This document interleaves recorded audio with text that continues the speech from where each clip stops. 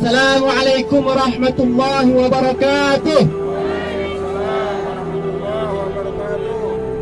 Subhanallah walhamdulillah wa la ilaha illallah wallahu akbar wa la hawla wa la quwwata illa billah. Allahumma salli ala Muhammad wa ala ali Muhammad kama sallaita ala Ibrahim wa ala ali Ibrahim fil alamin innaka Hamidum Majid. Allahu akbar. Allahu akbar. Allahu akbar. Al-Aqsa. Al-Aqsa. Al-Aqsa. Palestina. Palestina. Palestina. Kaum muslimin, para subhan, fatayat, bapak-bapak, ibu-ibu semuanya yang mudah-mudahan dirahmati Allah Subhanahu wa taala. Kita semuanya pada pekan ini muncul di dalam hati kita, perasaan kita berkecamuk, perasaan marah, perasaan kecewa, perasaan sedih.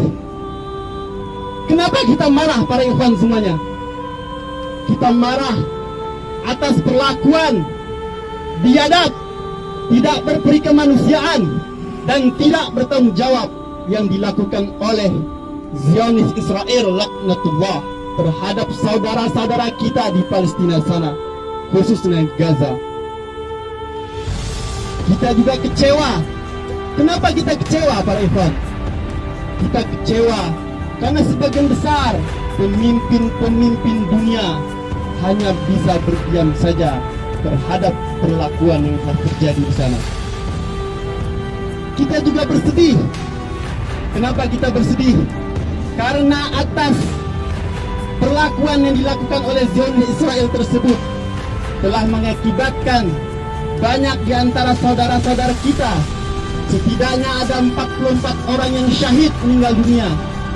Di antaranya ada 15 orang anak-anak kecil dan terdapat 360 orang yang terluka, dan juga bangunan-bangunan yang rusak dibombardir oleh orang-orang yang dilaknat Allah, yakni Zionis Israel. Tapi para ikhwan semuanya, kita patut bersyukur kepada Allah Subhanahu wa taala. Karena kenapa? Di dalam dunia ini dari miliaran orang masih ada termasuk orang-orang yang peduli. Orang-orang yang peduli terhadap penderitaan warga Palestina. Masih ada orang yang ikut berdoa, bermunajat kepada Allah di dalam setiap solatnya, di dalam sepertiga malam mendoakan keselamatan warga Palestina. Dan ada orang-orang yang terus berjuang untuk membela kebebasan dan kemerdekaan warga Palestina. Karena telah berpuluh-puluh tahun lamanya mereka tertindas, lamanya mereka terjajah, dan mereka adalah salah satu negara yang sampai sekarang masih dijajah di dalam dunia ini. Kita patut bersyukur kita yang hidup di Indonesia ini masih aman, masih bisa sholat ke masjid, masih bisa ke pasar dengan tenang, masih bisa tidur dengan nyenyak. Tetapi mereka tidur dalam was-was, sholat dalam was-was, pergi ke pasar pun dalam was-was, karena setiap saat bisa saja kepala mereka menjadi sasaran Zionis laknatullah oleh sniper-sniper Zionis. Bisa saja mereka lagi tidur nyenyak, mereka dibombar di rumah-rumah mereka seperti yang telah terjadi minggu lalu. Para ikhwan, para subhan fatayat, para ibu bapak sekalian yang dirahmati Allah Subhanahu wa taala, maka dari itu kita harus selalu senantiasa mendoakan mereka. Jangan sampai kita termasuk orang-orang yang tidak peduli terhadap mereka. Karena Rasulullah SAW telah mengingatkan di dalam hadisnya, la yu'minu ahadakum hatta yuhibba li akhihi ma yuhibbu li nafsihi. Salah seorang di antara kalian tidak boleh beriman dengan iman yang sempurna sampai ia mencintai saudaranya sebagaimana ia mencintai dirinya sendiri. Hadis riwayat Bukhari dan Muslim. Maka dari itu kita harus berkaca para ikhwan. Apa yang telah kita lakukan, apa yang telah kita usahakan terhadap saudara-saudara kita di sana.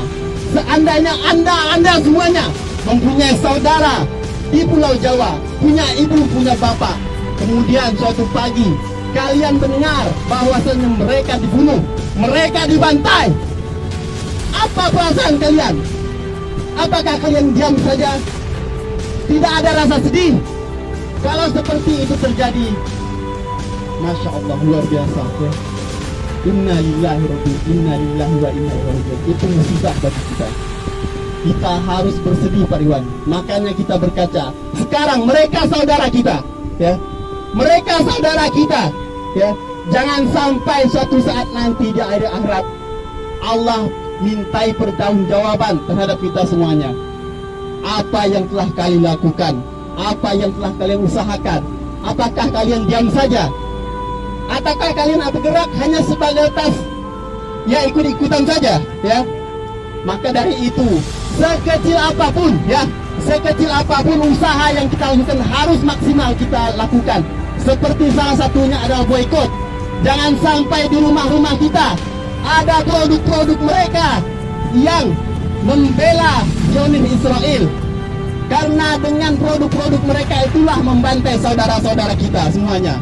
Maka itu kalau kita membeli produk mereka, secara tidak langsung kita telah membela, membantai saudara kita sendiri. Maka dari itu kita harus menjaga dapur-dapur kita, jangan sampai ada produk-produk mereka. Karena itulah usaha yang bisa kita lakukan saat ini. Untuk pergi ke sana kita belum mampu, ya para ikhwan semuanya.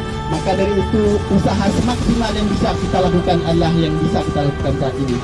Para ikhwan, itu saja mungkin yang dapat kami sampaikan pada pagi hari ini. Mudah-mudahan Allah Subhanahu wa taala segera membebaskan mereka, segera menyelamatkan mereka, dan segera membebaskan Masjid Al-Aqsa kepada tangan kaum muslimin. Karena dengan kembalinya Masjid Al-Aqsa ke tangan kaum muslimin, insya Allah akan terjadi kedamaian di seluruh dunia. Demikian dari kami. Wabillahi taufiq wal hidayah. Wassalamualaikum warahmatullahi wabarakatuh.